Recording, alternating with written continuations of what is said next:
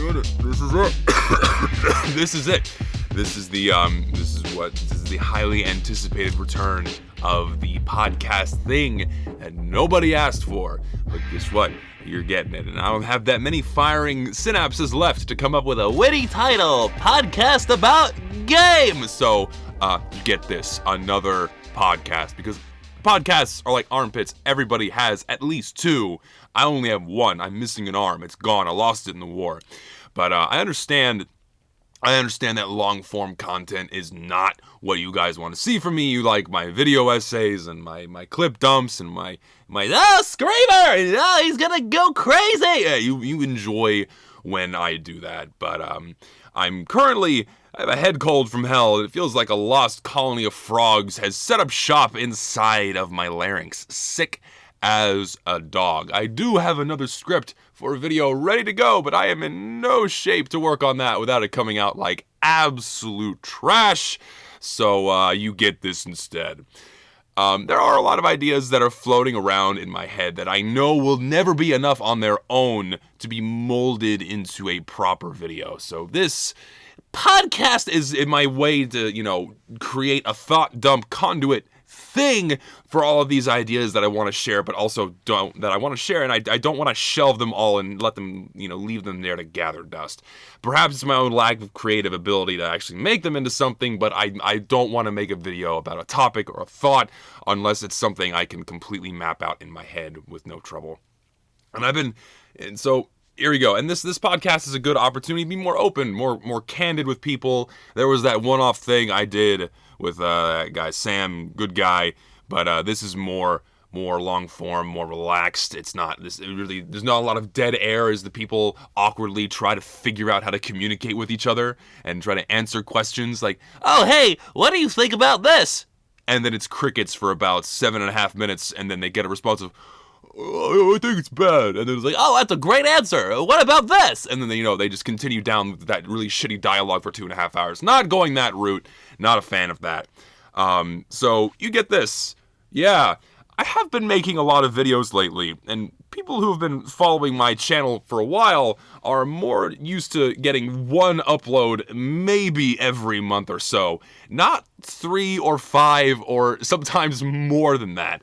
And yeah, sure, not all of these are these glorious, high-quality, high-production value pieces, but it seems like people are starting to enjoy the other things that I make, and that makes me happy. I'm really glad that people are enjoying the content that I'm putting out, so we're giving this a shot. I've been incredibly fortunate recently to have this much time for YouTube videos, and by the grace of God, I have a lot of really nice people that want to watch them, so that is a big thanks to you. In the coming months, I would say expect more of the same in terms of upload frequency, but come August, I am actually a bit of life update video. Wow, we want to know about the content creator, huh? I'm starting my PhD program, so things are definitely going to slow down come later on this summer. But until then, I'm going to be enjoying these next 6 months, and I'm going to be cranking out as much content as I can before my life steers me back to where I need to be going in terms of direction. This platform will always be a hobby for me. It's never going to be a job. My career comes first and foremost. It makes me a little sad knowing that this is coming down the line, but it's also going to set a fire under my ass to make some kick-ass content before it actually gets here. But don't sweat. I have no intention of stopping making videos anytime soon. I enjoy it too much. It's too fun, and I meet a lot of nice people along the way, so that's always great. Speaking of videos that I make, the video that I made about opening cases really didn't seem to sit well in the stomachs of people, and I think I understand why. It was a satire on case opening videos, and the fact that I didn't open a knife or an unusual seemed to set people off, because who watches case opening videos unless somebody actually pulls a knife? We pulled! I hate that jargon too. Oh, we pulled a knife, or we pulled an unusual. Like, they create this own jargon for this weird niche subculture of opening loot boxes in video games. That's like another sign of how fucked this is. But I didn't open one, so people didn't like the video, and they didn't get like the 5-minute long fit reaction that people give when they open a knife or an unusual from a fucking loot box. But that was the point. The point of that video was to highlight how bad loot box systems are in games like TF2, CSGO, Dota, Overwatch, what's that? Fortnite and shit, that kid game that people have just been foaming at the mouth about for like 3 years now. Case opening systems are designed with one thing in mind, and that is to keep you coming back for more. So what better way to do that than to incorporate the most basic concepts of gambling into it? There are several key things that are laced into unboxing systems, most of which are derived from how slot machines work. Your eyes may not be wholly open to this, and neither were mine until fairly recently, but the more I looked at it, the more I looked around, the more I came to realize that just how blatantly obvious this is. You have the spinning wheel, right, in CS openings, or you have the list of items that you can get from opening the box, right? That's in TF2 and in CSGO. You get the whole list of pretty colored labeled items. You can see them as they fly by on the spinning wheel right as you're opening the box. In the process itself is prolonged, making the clicking sounds and the wind-up sounds that gradually slow down or speed up, all to create that suspenseful moment where your adrenaline is cranking up and your dopamine levels spike with anticipation. That physiochemical response of just the process, so that response of opening the cases alone is training your brain to get hooked on opening the boxes. Not even caring about what's inside, but just opening the boxes to themselves. It's like fucking Pavlov's dogs, when they heard the bell ring, they would salivate because they think they're getting food. It's a trained response. And the inherent monetary value associated with the rarest of the items from these boxes is secondary to this. And of course, your chances of even receiving any high value item is hideously small. In reality, you almost always unbox something that is worth a tiny fraction of the amount of money you spent opening the box in the first place. And again, pardon me. Oh my god, I'm coughing up the damn Amazon River here. This is all by design. The rarity of these items is meticulously tailored to leak out just enough of the rarest, most colorful items so that they remain rare and valuable. This creates a false sense of worth, of value, of rarity, kind of like how the diamond market works. There are a metric shit ton of diamonds out there in the world, but they're all owned by like 4 or 5 companies, and they purposefully limit the supply and create this stigma around owning one, saying like, oh, you're more of a man if you buy one. You're a higher value. You're worth more if you pay for a diamond. Ergo, we crank up the prices to make it a status symbol. And that's what these case opening systems do. They make certain items more rare, not just to increase their value, but to make them a symbol. A status symbol of owning one means that you are worth more. It is this whole warped brain fuck that gets you to opening these cases in the first place.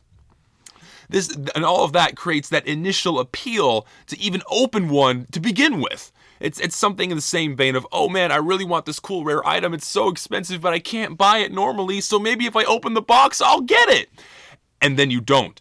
You drop $2.50 roughly on a box, depending on what case you open in CS. Some boxes go for like $5, which is insane. You open the box, you get that dopamine rush from the lights, the colors, the sounds, that suspenseful opening animation coming right up to the climax of that slot wheel stopping or the case peeling away, and boom! A 25-cent item. You have just lost 90% of your money, if not more. Your brain didn't feel that though. You mostly felt the excitement from opening the box itself, just the process, and only a slight dampening of that excitement from the fact that you lost your money. The impact from losing your money is so minuscule compared to the rush of, maybe I'll get something good this time from opening the box again. Maybe this time I'll get the rare shiny pixels. You'll do it again because that rush felt good, all designed to make you feel that way. Then you open another box, and you get a 12-cent item, then a $1 item, and then a 35-cent item. You keep nickel and diming yourself all the way down to where you ultimately receive maybe 5, sometimes 10% of the money back that you spent opening multiple cases.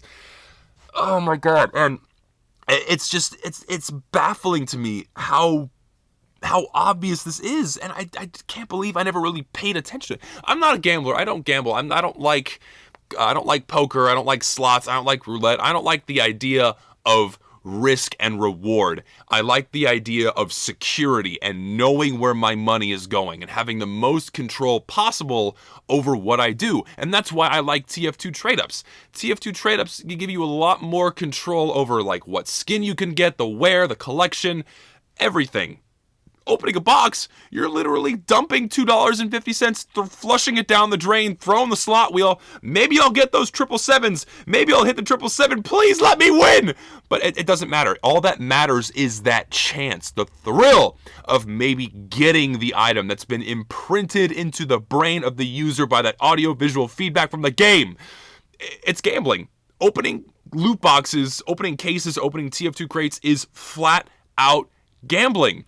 The counterintuitive reasoning behind the self-rationalization of opening these cases is built in. The game makes you think that you can win the item by showing it to you, and then the headfuck makes you justify it, like I just described. And that's the whole thing. And what's even more sinister is that this is legal gambling that is mostly targeted at younger audiences. Yes, these are video games, and yes, they are, most of them that have loot boxes, the ones I'm talking about like TF2 and CSGO and whatnot, they are M-rated games. But what millennial parents these days actually police their kids so that they play games that are appropriate for their age? Not one, not many, I suspect. They'd rather pop Timmy down in front of the little light-up bell and whistle box and go down another $7 bottle of wine while they rewatch reruns of the fucking Bachelorette on their smart TV. That's the world we live in! But it's like, people gotta realize that mostly younger audiences, younger people play these games, and a lot of them are kids who are manipulatable, way more impressionable, and who are more likely to have the hooks dug into their mental flesh, dug deep to hook them at a young age and to keep them coming back with that dopamine rush of opening the box. It's egregious in how obvious this is and how few people are vocal about it. I mean, Cosmic Afro tipped me off about this because for the longest time, I was in the dark about it. So thanks for that, bud. I never even considered how these unboxing systems were designed to be predatory for kids. It's just like old-fashioned advertising for the fucking sugary cereals and unhealthy snacks in the 80s and 90s. It's insane to even think about. I'm taking a sip. Hold on. It sounds like, as I've started, it probably sounds like my fucking vocal cords are getting stretched apart and wrung out over the scrubby metal thing that they used to wash clothes in wash bins in like the 1800s and shit. That's what my throat feels like right now. So bear with me as my voice keeps cracking and I keep coughing up what can only be described as viscous fluid. But the worst part about unboxing systems isn't just the fact that it's gambling for kids. And again, coming back to why I made that video about opening the boxes, is that there are so many of what I've dubbed hype YouTubers. There's like the hype beast kind of guys that, you know, praise and glorify spending ass tons of money on really normal looking clothes. Like they'll drop $700 or $1,000 on what's just a white t-shirt made out of shitty cotton. You know, but it's worth the money, so therefore it's worth buying. I don't know. That's kind of what I'm getting at. There, you have these hype YouTubers that are glorifying the opening of these loot boxes for the stuff that you'll get inside, the status of owning the super expensive item. They edit their videos to create the maximum buildup, leading to that epic, heart-stopping moment where they get the item, and then wham, they hit you with the super hyped up reaction. They're screaming, they're throwing a fit, there's loud bass boosted music screaming things like, "Oh man, I got this on my 3rd case," or "Oh man, I can't believe I got this on my 10th case, I'm so lucky." Don't get misled by these guys. What they don't show you, or what they don't mention, are the hundreds upon hundreds upon hundreds of cases that have come before that moment in time, from which they have essentially received nothing. That wasn't their 3rd case. That wasn't their 10th case. That was their 1,003rd case. That was their 5,003rd case or 473rd case. They've opened so many before that moment in time and they falsely state that it's their third case, right? Do not be misled by these guys. And another type of video that kind of best exemplifies this is where you get the guys who sit down and crack open a couple hundred cases in one go, as if it were some weird digital mukbang. And by the way, if you watch mukbang videos, there is no other reason for watching them aside from sexual arousal and getting popping a boner by watching people shove 8.5 pounds of food down their gullet smothered in white cum-looking mayonnaise. That's the shit you're into if you watch mukbang videos. Slimy crab meat and mayonnaise-covered chicken and shit. What the fuck is wrong with you? And guess what? Out of the hundreds of cases these guys open, they get one, count it, one high-dollar item, if they are lucky. And if they aren't lucky, which is more often than not, guess what? It doesn't go on YouTube. No one ever sees the reality behind opening these fucking loot boxes. And people just keep falling into the trap, and I don't get it. It's like, come on. They use grabby titles like, this guy opens a knife a day, or 3 knives in 1 unboxing, or rare, super epic, unboxed lucky, wow, XD puggers. Weird grabby titles like that to get the kids' eyes wider than a fucking hooker's asshole. I've talked with countless guys, like Backpack.tf Discord. I am vocal in the trading community in TF2. I know all of the happenings, but I don't regularly participate. And I've talked to guys, they've opened 100, 200, 250, 500, sometimes 1,000 cases during a new TF2 update and maybe get one unusual. That is nowhere near worth the amount of money that they spent opening the fucking boxes. These YouTubers manipulate what actually happens to make their content more appealing, and either inadvertently or intentionally, they are glorifying loot crate systems in video games. Hell, the game developers don't even need to make a fun, functioning game anymore. So long as there's something that resembles a game in the background, then they're just gonna slap some fucking RNG loot box system or an item drop system to keep the kids' fingers punching the touchscreen. Looking at you, Raid Shadow shit, looking at you. All of this is the reality of unboxing. It's an addicting system that generates income for game companies that are either intentionally or not seemingly market this gambling to younger audiences. You throw a lot of money in it and get continuously diminishing returns. The more you do it, continuously getting fucked over unless you get insanely lucky at the right time to make your money back. Maybe letting you break even. Maybe. But even then, probably not. And if on the flip side of this, okay, if you are an adult, if you are someone that has control over your finances and you enjoy the occasional bit of poker or slots or blackjack, you've been to Vegas, you like gambling or betting on races, sure, opening boxes for you is fine. Marketing it to you is fine as an adult who has fiscal responsibility. Gambling should be restricted to people who are old enough and have the mental capacity to understand where their money is going, the statistics involved, what is actually happening when they dump in that quarter into the slot and crank that lever. But in this case, it's popping $2.50, buying a virtual key to open a virtual box to get virtual fucking pixels. And but Zesty, what about your reaction to getting the gold pan? That was real, all right? That was a 100 legitimate reaction on my part, all right? Take another swig.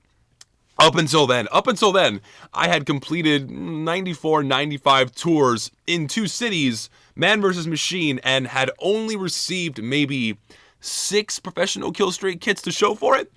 The best of them being a scattergun kit with a really shitty sheen and effect. It was like, I don't know, it was like mean green with tornado. It was a really bad effect. And I was finishing out another tour. I only had 2 missions left to do that night, and I just wanted to unwind after a busy day. Wasn't expecting anything, especially since after the last tour I finished. I got another professional killstreak kit fabricator the last tour for a Machina. I got 2. Hold on, I have my list. I got a Freedom Staff professional killstreak kit fabricator. I got a Black Rose. I got 2 Machina kits in a row. I got 2 Machina kit fabricators.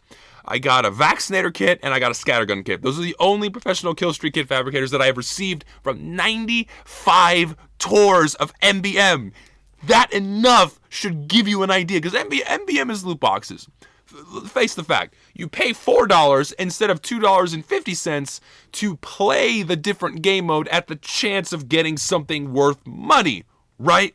You always get something in return. You at least have a vague idea of what you're going to get. You are going to get robot parts. You might get a hat. You're guaranteed a kill streak kit, probably worth about 30 cents, and you're going to get a fabricator worth about 3 cents most of the time. People who are knowledgeable about MVM going in know the money they're going to get back. But they also know, oh, there's that chance I might get the $60 professional kill streak kit, or I might get the gold gun, or the gold knife, or the gold pan. You know, that's why a lot of people farm MVM, is because, oh, I want to make my money back. And you are never going to make your money back. You will never make your money back from MVM. That is a fucking fact, period. I just got piss lucky. I got insanely lucky, hideously lucky.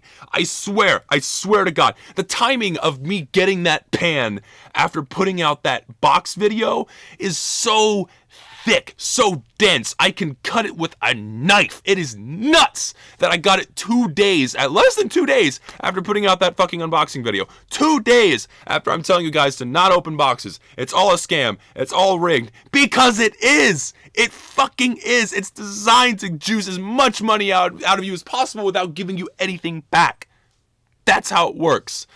And this, now we're delving into me being paranoid territory, right? Where I guarantee that they watched that video and they flipped the fucking switch for me. I guarantee it. They saw me whining about the boxing system. They saw that I got 95 tours in a row with effectively shit. No Australians, 6 professional kill streak kit fabricators, spending about almost $400. That's $380 on MVM that I spent before getting my gold pan. $380, and I made back maybe $70 of that money, if not a little bit more. All right, not that much money. So I wasn't expecting anything.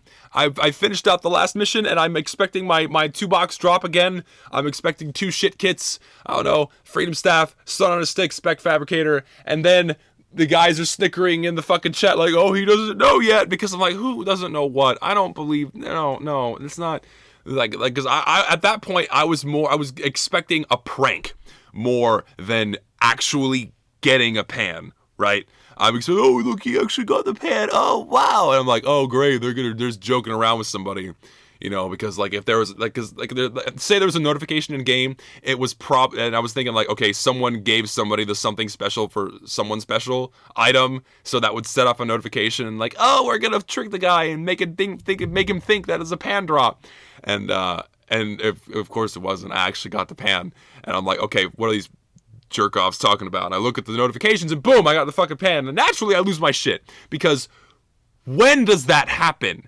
Never. That never happens, and I sure as hell wasn't expecting it for it to happen to me.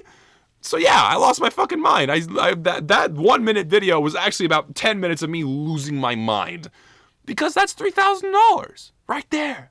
Pixels, baby, $3,000 in a fucking item, and yeah, I'm selling it. I am selling that thing as soon as possible. I am not keeping it, not at all. I'm not going to sit on it forever, assuming that it's going to hold its value, because it's not. It is a ticking time bomb in a game that, unfortunately, is on its way out. TF2 is 12 years old at this point, and expecting for any item in TF2 to hold its value for any stable amount of time is moronic. It won't. That is a fact. People say that currencies in TF2 are stable and whatnot. It will not be for long. So I do not trade. I do not recommend investing money in TF2. If you see an item that you want to buy, just buy it. Don't trade. Don't unbox cases. Don't do it. So I'm selling my pan as soon as possible. I'm going to play with it for a few days, waiting for the novelty of owning one is eventually going to wear off, and then I'm going to make some fucking money. Having played with it already in game, I can tell you one thing about owning the pan. It's more of a nuisance than a pleasure. you think owning one is this really cool, glorified, hyped up shit, and it really isn't. As soon as someone even sees that you have one in game, the entire server comes to a grinding halt and just shifts its gaze to you. Like the Eye of Sauron, just like, oh fuck, there's Frodo! And they like the fucking shine the beam of light on Frodo and Sam, and Sam's like, get down, Frodo! Frodo, get down! Then fucking Frodo freezes up like, oh shit, he's staring at me, no! He falls over and passes out, and then Sam's like, no, our homoerotic relationship is over! And then he gets up and he burns the ring in the fire. But yeah, the whole server comes to a grinding halt, and then you can't play the game. And I just want to play the game. So owning something that I can't use in game normally without it detracting from the experience of gameplay is just not appealing to me. So that's why that's one of the biggest reasons why I don't have a specific loadout or a favorite unusual or a favorite loadout, what have you, any easily recognizable thing that I could wear in game. I do not want to be recognized in game. I just want to play it. I want to play the game. I've been aliasing more recently. I mean, yeah, it's cool. It's cool. It's like, hey, you're the guy that makes the video. And I'm like, yeah, I'm the guy that makes the video. So, I mean, yeah, it's cool. Someone recognizes me in game. I'm flattered. I'm happy. I'm like, hey, great. Thanks for your kind words. I'm going to keep making my stuff. You're awesome. Stay awesome. All that good stuff. But when it comes to the point of like affecting my gameplay, I don't want it. I just want to play the game. And it's like, oh, he's whining because he's the content creator. Oh, content creator problems where? I've had people focus me. I've had people follow me from game to game. Streaming TF2. Fucking, let me side tangent here. I know I've said this before on my streams, but streaming casual TF2 is such a nightmare. Oh my God. Like, I'm on R's stream. I've been on R's stream. Bless R's fucking soul. I would not be where I am right now without him boosting me for the past several months, almost a year. It's going on a year of me almost knowing the guy. He's such a nice guy and such a friend. He gets so much shit that he doesn't deserve.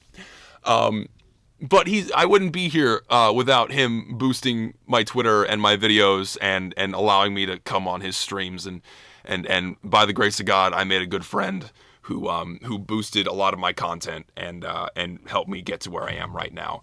He's been giving me a lot of advice. I've been using some of his structure for workflow into what I do, and yeah, so Aaron, thank you a lot. It's great, and all the other, and again, continuing the side tangent of a side tangent.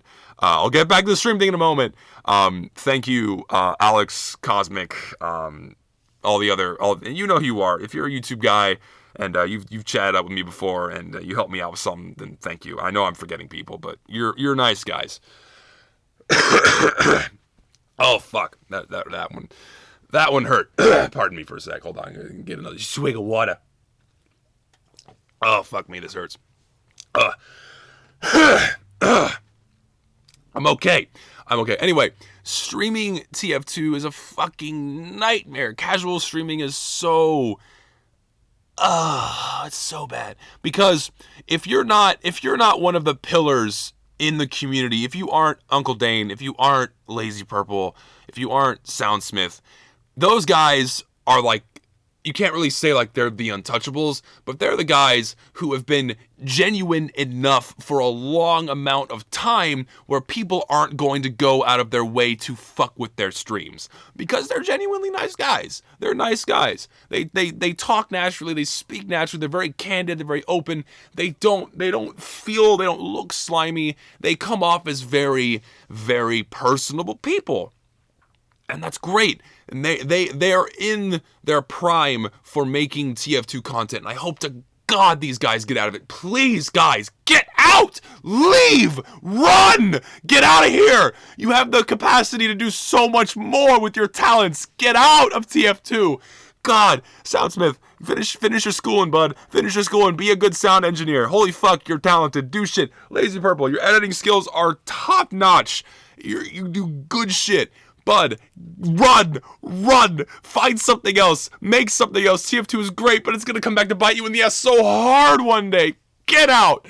Uncle Dane, you're the only guy older than me that I'm addressing, and I probably shouldn't be addressing like this, but Bud, you are king. You are the king of the TF2 content right now. You are number one. You're in that number one slot. Purple and Smith are right behind you, but you are the king of TF2 content. You are the pillar of what many people want to be. And you, my friend, are very talented. You got it all. You're the jack of all trades. You're funny. You got editing skills. You got contacts. You know what to make. You know your structure. You got your workflow.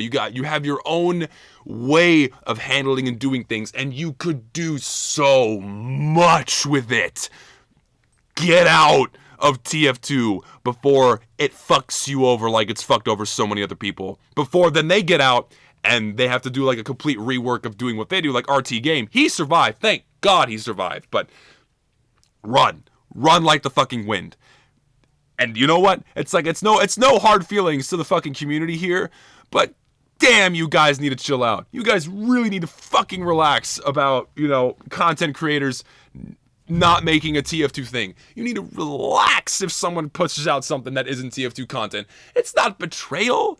It's not like they're leaving the game. It's like they're like grasping at straw. I think Soundsmith put it perfectly in a recent video of his. But people like grasping at straws, like, oh no, one of the last people to make TF2 content is leaving. The game is dying because they stopped making the videos about the game. And oh no, fuck them for not making the videos about the game. And curse them, damn them. Let's go dox them and fucking firebomb their house because they didn't make a video game video. Y'all gotta relax, man. It's not everybody. It's only the few bad eggs that we hear about, and the majority of y'all are fine. But God damn, you guys gotta relax about this shit. I can't even put out... all of my content up until this point has been TF2 oriented, right? And if it's not centered on TF2, if I'm ranting about anime or a manga or something, if I'm talking about some shitty, like Oremo or Hatsugoi Zombie, though, videos like that, I at least put TF2 gameplay in the background to make it have some semblance of TF2 gameplay, but that's not what the video is about. And I guarantee if I just did that shit with the face cam, people would like, oh, you're a filthy weeaboo. Whoa, not that I gave a fuck. Fuck off. I like anime, eat shit. I don't care. But that's just like giving the hypothetical example. If I suddenly put out a video tomorrow that wasn't about TF2 and it was about my favorite anime, that's something I want to make in the future. I want to make a video about my favorite animes and whatnot, my favorite titles, my favorite series, favorite manga, and also ones I hate, ones that suck, ones that put you through the ringer of hell and back, and just, there's so much that I want to do, but I cannot do at this point in time, because I want to work myself out of TF2 content so I can start branching out and doing other things. But I know that as soon as I do, there's like those 4 or 5 other people, the 4 or 5 people that like somehow already found my address, know my social security number, and they're gonna like put it out in the world and say, go eat this guy's fucking kneecaps and just fucking break his skull with a hammer, because fuck him for not making a TF2 video. That will happen to anyone that opts to switch gears. And some make it out, like RT Game, and for some, it's the nail in the proverbial coffin. Their internet careers die because they stop making the game video. And another example of someone who made it out is Tag. Tag, I love you. Oh my God, I love your videos, Tag. You're awesome. You're funny. You're talented. You got skill. Again, you're another jack of all trades, but you're a jack of all trades that got out of the TF2 scene. Thank you. Thank you for getting out. Oh, God. All of your videos are hilarious. I crack up every time you make a video, man. It is funny as shit. But but the TF2 community is full of fucking assholes. They are. Not full. The 4 or 5 that kind of ruin the whole game for everybody. But again, that comes with any community. Every community has the bad eggs. Every community has, the shit that makes it bad for somebody else. But you learn to take the bad with the good, and that's what you really need to do. That's what you need to do.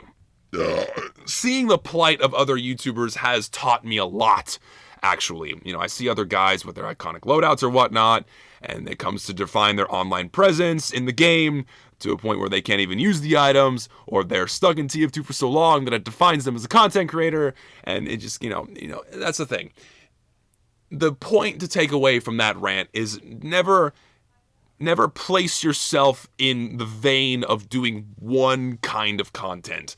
Those of you that have been watching me for a while know that I don't just make one kind of video. I make videos about random game clips slapped together, rants about shitty manga or anime, high production value video essays about a weapon here and there, my versus series are so... Toofty! I forgot Toofty! Thank you, bud! You're awesome! I love you, man! Toofty, you do a lot. You're good. I still feel really scummy for like ripping your versus idea, but the method that you designed is quite honestly flawless for something for a game like TF2. You can easily apply it to so many other pairs of items that I just could not help myself from basically copying you for a few videos. So I have essentially ripped you on the method for a few videos. I hope that I put enough of my own personal spin on it that it's not really stepping on your toes or really your whole foot or body. But hey, thank you a lot, because that engineer video, Wrench versus Jag, exploded way bigger than I thought it was going to, because my other versus videos are kind of like, but that one got way up there. So fuck yeah, that was great. Good shit. And that being said, I'm not sticking with TF2 content forever. That the time will come where that's gonna bite me in the ass, but hey, my ass is steel, baby. Up till this point, the vast majority of what I made is TF2 content because that is what I like to make. You have to like what you make. And if you like making only TF2 content, if you like only doing one kind of thing, and it's not dragging you down, wearing you down, making your life a miserable hell, then you are making content correctly. That's the most important thing. You have to enjoy what you're making and fuck everybody else. That's it. You come first, not your audience. You come first. Enjoy what you make, and everyone else will enjoy it as a result. That is a fact. That is a fact. If you crank out videos that are designed to appease an audience and not yourself, it will be reflected in the final product, and it will be shit. Guaranteed. And I just happen to like TF2 at this point now in my life. If I find another game and want to make content about that, then I'm going to do that. And if I watch an anime that I find absolutely flawless or oppositely horrifically appalling, then I'll make a video about that. Whatever, man. Why limit myself to creating niche content just because some people don't like it, right? Why limit yourself when the select few want to make you feel like a piece of shit for making something they don't like? When you have hundreds, potentially thousands, tens of thousands of people, millions for some, that like anything that you make because of who you are as a person, you know? And that's the thing. That's the thing with, you know, staying in one community for too long, is that a lot of communities have this weird entitlement problem with content creators where they make something that isn't about the game that they normally make. They just are suddenly public enemy number one. How dare they make something that isn't related to the video game? It's the game. Crucify them for the misdeed. This blatant evil transgression on the people who consume the free content. You gotta relax, man. People need to relax. It's not like we're spitting in your food. It's not like we don't make something to your liking. You don't have to like it. They don't think how it be like it is, but it do. I've met a lot of okay. Let me take a fucking swig. Take a step back for a sec. This long form shit I feel like is gonna work out, because once I get my fucking wind up toy stick in my back going, I can just keep going. But I gotta cut myself off at this point. We're going. That's I got a lot. I can go on about some shit for a while, and oh wow, talking and doing this is not healthy, but because this cold is railing me, man. It's railing me. Anyway, I've met a lot of really good people from playing TF2. So you got to just stick with the guys you like. The best thing you can do is stick with your friends. Take the good where you can get it. Use it to help you grow, and hold up the middle finger as high as you can to the bad. The sooner you learn to not give a flying fuck about what people think about you, the easier life will get. And my opinion is fuck everybody. Fuck what you think. Fuck what you say. I'm going to do what I want. And fuck you. I just burped right now. That's just how it is. I'm going to do what I want. And that's a wrap. That's all I got. And you know what? This was fun. It was good. We are approaching the 40-minute mark, and I feel like that's good. That's enough of it. That's a palatable amount of time. So we're gonna end it out there, leaving it at that. New videos are coming out soon. Might try to make this thought dump a monthly thing, podcast thing. Who knows? Depends on what I got on my mind, on the time. And hey, life rolls on, baby. Life rolls on. Peace out.